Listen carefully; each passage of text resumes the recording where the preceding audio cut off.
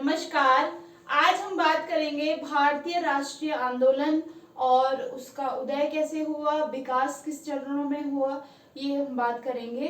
भारतीय राष्ट्रीय आंदोलन का अध्ययन करने के लिए हम उसे 3 चरणों में बांट सकते हैं। और प्रथम चरण जिसकी शुरुआत होती है 1885 भारतीय राष्ट्रीय कांग्रेस की स्थापना के साथ। दूसरा चरण शुरू होता है 1905 से 1919 के मध्य और तीसरा चरण 1919 से 1947 तक हमारे भारतीय राष्ट्रीय आंदोलन का रहा। और इस तीसरे चरण की मुख्य विशेषता ये है कि इसको मुख्य रूप से नेतृत्व प्रदान किया गया हमारे राष्ट्रपिता महात्मा गांधी के द्वारा और इसीलिए भारतीय राष्ट्रीय आंदोलन के इस तीसरे चरण को गांधी युग के नाम से जाना जाता है। तो सबसे पहले हम बात करेंगे प्रथम चरण की। ये वह दौर था जब भारत में राष्ट्रीय आंदोलन का उदय होने जा रहा था और इस समय भारतीय राष्ट्रीय आंदोलन के वस्तुतः लक्ष्य स्पष्ट नहीं थे, लेकिन फिर भी इस प्रथम चरण में भारतीय राष्ट्रीय आंदोलन का नेतृत्व उन अल्प शिक्षित मध्यम वर्गीय लोगों के द्वारा किया गया जिनकी संख्या उस समय बहुत कम थी। इसी तरीके से हम जो दूसरा चरण देखेंगे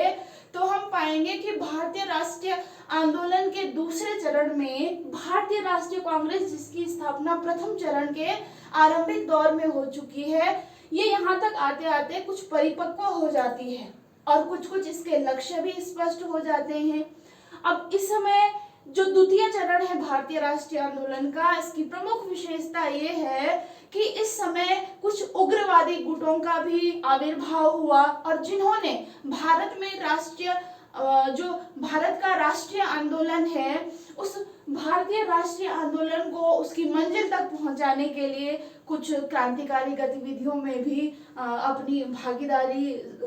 सुनिश्चित की। इसी तरीके से तीसरा चरण जो हमारा था भारतीय राष्ट्रीय आंदोलन का, अब इस तीसरे चरण का मुख्य लक्ष्य हो गया पूर्ण स्वराज की प्राप्ति करना और इस पूर्ण स्वराज की प्राप्ति के लिए गांधी जी की बागडोर में गांधी जी का जो नेतृत्व था उस नेतृत्व को स्वीकार करते हुए भारत की पूरी जनता ने, हम देखेंगे कि विभिन्न प्रकार के ऐसे आंदोलन इस तीसरे चरण में संपन्न हुए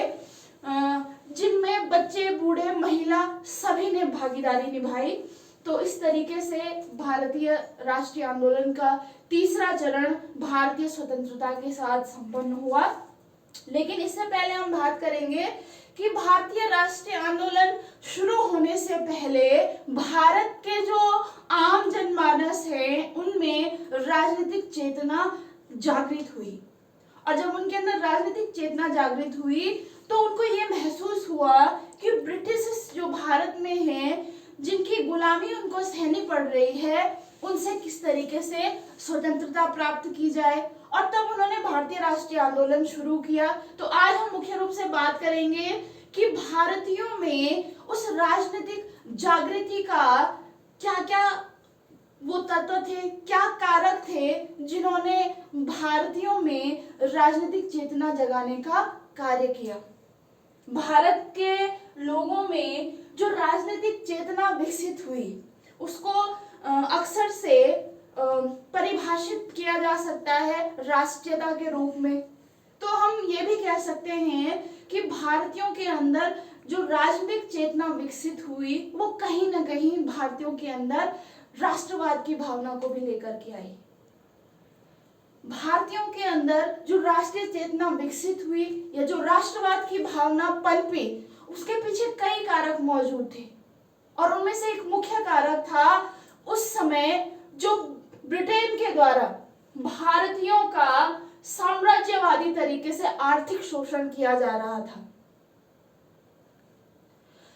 और दूसरा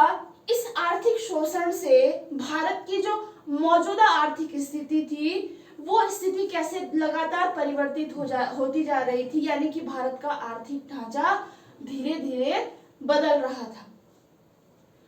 जब अंग्रेजों ने भारत में प्रवेश किया तो सबसे पहले जब इंग्लैंड की महारानी एलिजाबेथ ने 31 दिसंबर 1600 ईस्वी को ईस्ट इंडिया कंपनी है उसको एक आज्ञा पत्र जारी किया था भारत में व्यापार करने के लिए। लेकिन धीरे धीरे हम देखते हैं कि उस व्यापारिक कंपनी ने व्यापार करते करते भारत के प्रशासन में हस्तक्षेप करना शुरू कर दिया। अब इसी दौरान जब इंग्लैंड में औद्योगिक क्रांति संपन्न हुई, बड़े बड़े कल कारखाने, मशीनें वहां पर स्थापित की गई, तो ब्रिटेन के द्वारा भारत को एक कच्चे माल के निर्यातक के रूप में और उस कच्चे माल से जो तैयार सामान हो रहा था उस सामान की बिक्री के लिए एक बड़े बाजार के रूप में देखना शुरू किया। और इसके लिए अंग्रेजों ने सबसे पहले भारत की जो सबसे कमजोर कड़ी थी, भारत के छोटे छोटे टुकड़ों में बटे हुए रजवाड़े, उन रजवाड़ों के राजाओं को भ्रमित करना शुरू किया गया। भारत के आर्थिक शोषण के लिए सबसे पहले अंग्रेजों के द्वारा जो नीति अपनाई गई, भारत में मुक्त व्यापार की नीति। दूसरा, भारत का जो भी माल या भारत की जो भी वस्तु वहां ब्रिटेन में जाती थी उस पर भारी कर लगाए गए, जबकि इसके विपरीत जो वस्तुएं ब्रिटेन से भारत को आयात हो रही थी उन पर भारत में किसी भी प्रकार का कर नहीं लगाया गया। तीसरा क्या किया गया कि भारत में जो कच्चा माल है, क्योंकि भारत पहले से ही प्राकृतिक संसाधनों की दृष्टि से एक संपन्न राष्ट्र रहा है और कहीं ना कहीं इसी कारण भारत को सोने की चिड़िया कहा जाता है, क्योंकि जितना भी कच्चा माल भारत से बाहर निर्यात हुआ उसके बदले भारत को बहुमूल्य धातुएं प्राप्त होती थी। तो ब्रिटेन ने भारत से कच्चे माल का निर्यात अपने देश में किया और उस तैयार माल को फिर भारत में भेजा। इसके अलावा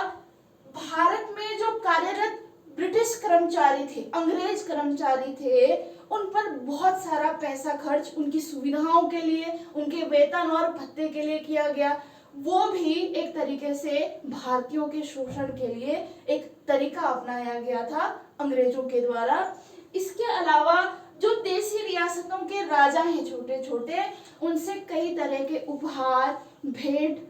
और अन्य प्रकार से धन वसूली की गई। आगे हम देखेंगे कि किसानों पर भारी कर लगाए गए। सूर्यास्त कानून